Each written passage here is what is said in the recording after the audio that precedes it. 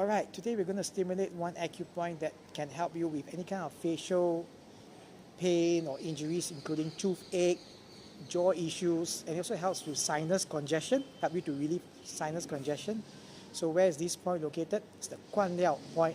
It's located on the outer part of your eyes, all the way down to just below your cheekbone. So it's this hollow area right underneath your cheekbone. If you can feel it, clench a little bit, you can feel it. So okay, I like to use both my pointers to stimulate this region.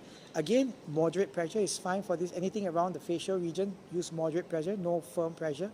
So just light pressure, you can just press constant firm pressure or circular motion. I like to have a constant pressure because it's directly underneath the bone. It's a bit easier to have a constant pressure. So just press, you're pressing like downward and upward a bit. So this region, press for about 2 to 3 minutes. Then you relax and you can repeat when you feel necessary.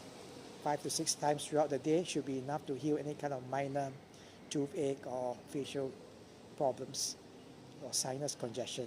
Try this point out. Let me know how it goes. Thank you very much for watching. Have a great day. Cheers.